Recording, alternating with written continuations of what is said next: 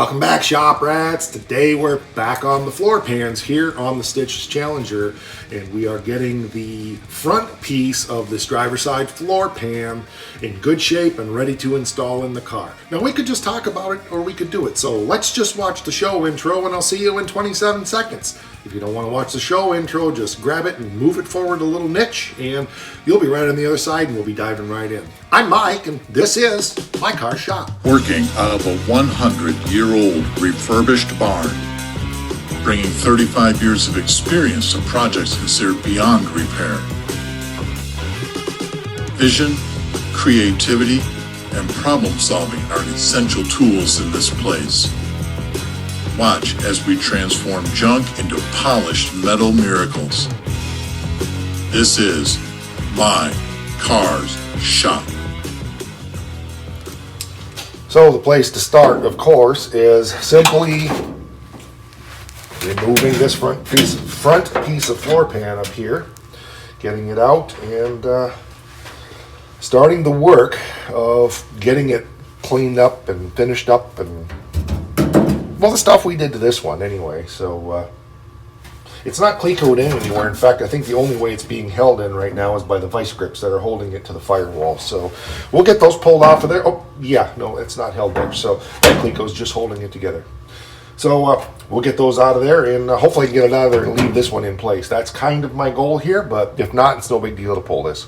So I was successful. I did have to pull the 4-speed hump out, but I was successful in getting this out. And the nice thing is this actually sits on top of this piece here, so I should be able to leave this in there now. And I think I might be able to put the 4-speed hump back in, but I'm not going to worry about that right now. So let's take this over to the bench and get started on getting this finished up. Well, I think the place to start is to start. So I'm going to start by cleaning up the rust on here and getting this to look like a respectable piece of metal again. And then I've already done a little work in here just to straighten it out because it got stepped on or something kicking around the shop here. Test fit it back in the car, and I'm realizing that even though I designed it to go on the top, I think it's going to be better for it to go underneath.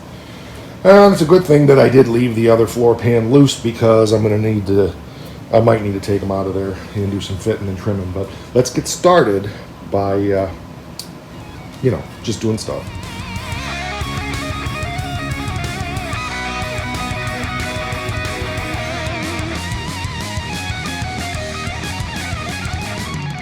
So I think the next step now is to go along and get this edge done because we know this is in good shape. So I'm going to get my squeezer and squeeze that down in place there. I don't think this one's going to work. Maybe. No. I think I need more leverage. So you know what they say.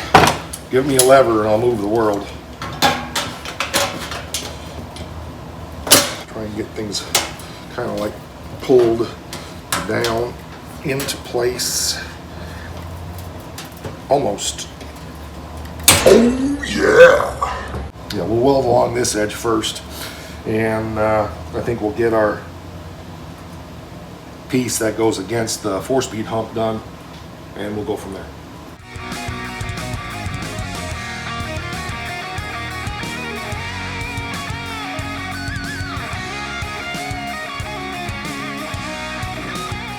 Okay, so I got it all welded up on the other side. I welded it all the way across. Got it all welded solid here now. So I'm going to go through and do the trimming here to get this down to a reasonable edge and touch some welds on the backside here as well.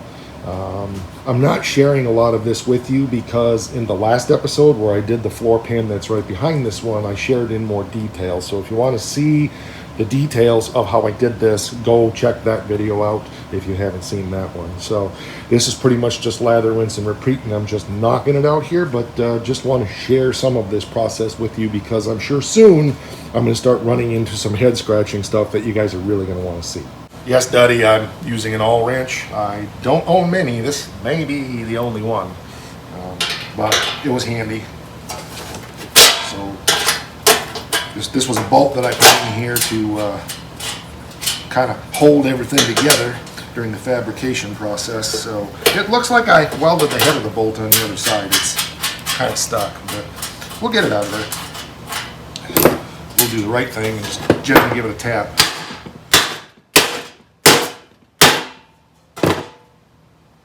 So the next thing is to go and run the welds here and here, so it's welded on both sides and super strong.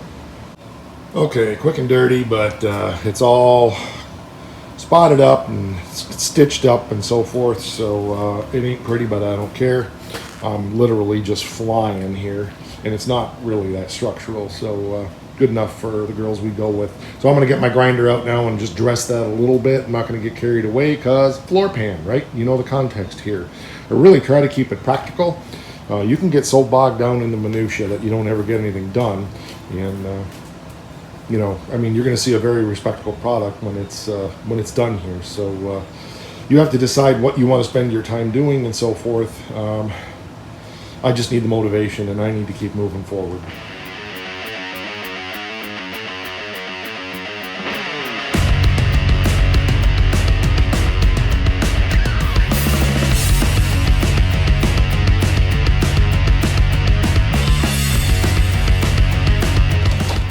Backside's all ground. The backside's all ground.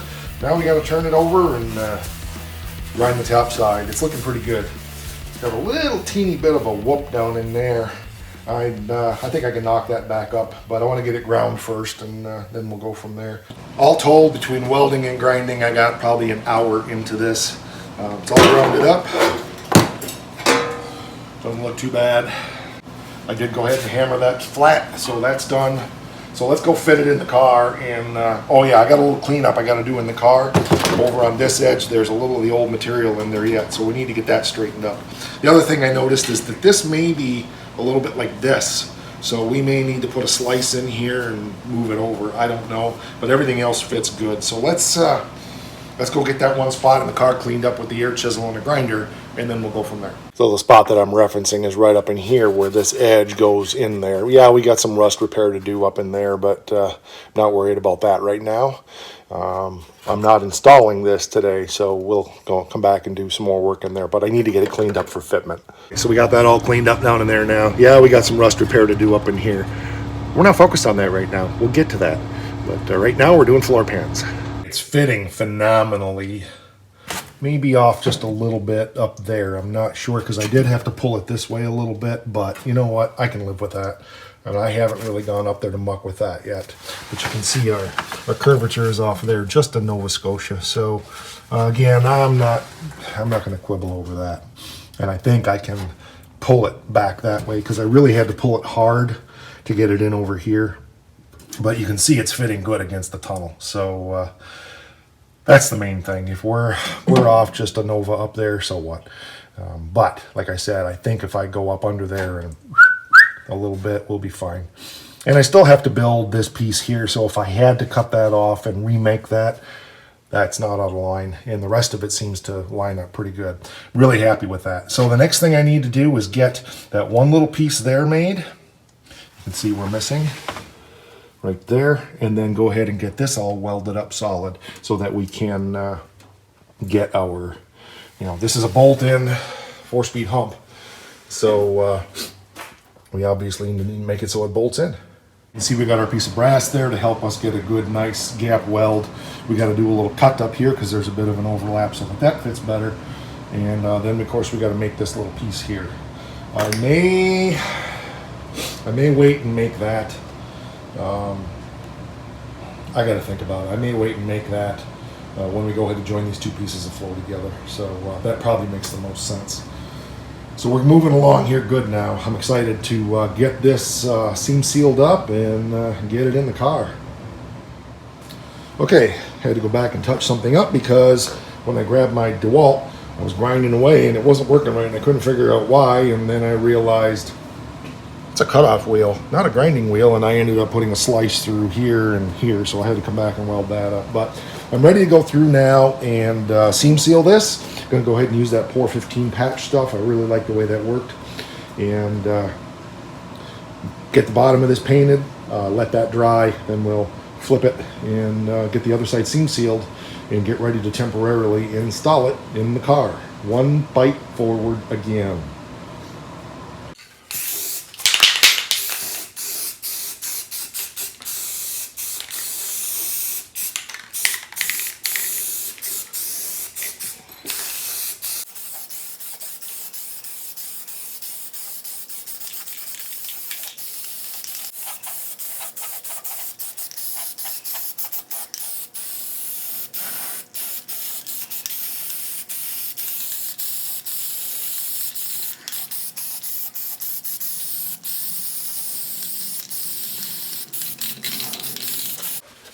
All right, let's get this little puppy installed. I don't mean installed, I just mean installed. But,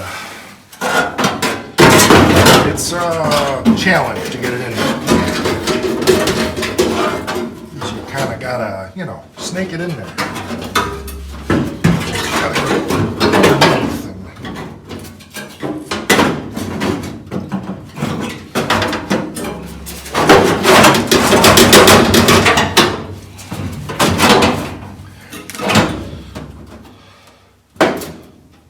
okay, good. Now I'm going to go get my front clipped up here with my vice grips, and then I can pull this in over here, and everything should be okay. That part that was off over here shouldn't be off once I get that done. Looks good. I've got it fitting up here now. Fits real nice. Something's catching up there. I don't know what's up with that, but that's nothing to worry about. It's just a piece of stuff that needs to be cut out of there. Oh, it's the, yeah, that's fine. I gotta buzz that out, but that's not really gonna affect the way this fits right now. So we're clecoed to this piece. I'm just gonna put my bolt back in over here. Take these gloves off, so now that I got pour 15 on the gloves, I can have it on my hands off of the gloves instead of off of the floor pan. So that's good. And I'm using a sheet metal screw to kind of just pull this down in place, I hope. Looks like it kind of needs to come back just to know the scope. And I definitely need my glove on for that, or I'm going to end up cutting my hand. And the nice thing about getting pour 15 on your glove is your gloves will last longer when it dries. Okay, again, it's pretty much lather, rinse, and repeat from before, but I'm going to go ahead and put the pour 15 seam sealer down in here, which you can't see, but just what I did down here where it goes against the 4-speed hump, just to seal that up and give it a little bit more strength. And well, you know, there's just stuff there, so it's not really a seam sealer, although it does say filler and seam sealer, so right on the tube. So it's a patch type material that adds some structural integrity, especially if you mix it with the fiberglass cloth like we put in a couple of spots. Okay, that looks good. Very good. Okay, I'm going to come across this one. That you can see, I think. This stuff is about 25 bucks a tube plus shipping, so it ain't cheap. But, and I'm not going to seam seal the whole car like this, obviously, but I just feel like in a couple of these places where these seams are in this floor pan, I think it's a good idea to have a seam sealer that's not going to chip away. So we'll use traditional seam sealer in other places, but under the feet, you know what I'm saying. So, okay, that looks good. I don't think there's anything else I need to do with that, so we'll go throw this brush away. And then the next thing is, of course, I'm going to shoot this with the black so that it looks respectable.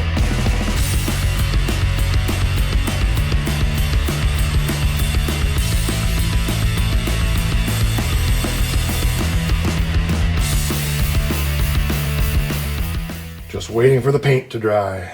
It's fitting nicely over there. Yeah, it needs a little, a little tweak, but I think I'm going to raise the back of that hump up just a little bit. I was thinking about trimming the top of that tunnel down, but I don't think it's necessary to do that because we need to go around to the other side and blend it in over there, and we've got a patch to put in up there and stuff. But I can see that things are going to bolt together nicely here now. I'm thinking about making some strap to go on the back side that will be either tapped or have nuts welded to it so that we can just use 1/4 bolts and pull everything down. And I may put a piece of strap on this side so it kind of creates a sandwich. You know who Sam Rich is? The Sam Rich. So yeah, I'm pleased with that. So we'll let that dry, and I'm going to go grab a bite, and I'll be right back. Well, there we go. A lot of work. Not ready to install it yet. I've got to clean out the front frame rail. I forgot about that. And there's some rust cleaning and stuff I need to do on the frame underneath this floor pan. But it's a big, big step forward. We are really close. It fits wonderful against that. And against the hump, yeah, there's stuff to do. We got up in that corner up there. I got to do a little tweaking and so forth. But we are probably 90% there. And of course, we've got to do a little piece in here. So that'll be coming real soon. And then my goal is I want to go through and get the rest of this stuff touched up in here and get this entire side of the car done before I move on to the other side. I think that makes the most sense. There's a lot of little patching and so forth, and I'll share all that with you, of course, because, you know, that's what we do around here. But it's big progress, so I'm happy, and that's going to do it for this one.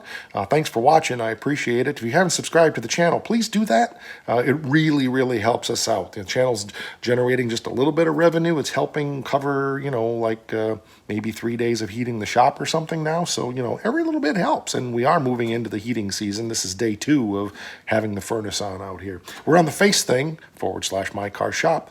Instant Grandma, she loves us too. / My Car Shop. She gives us cookies and stuff like that. So I appreciate it. And oh, I almost forgot. Well, we'll catch you on the next one, but I almost forgot. It's important. Don't forget. Rock!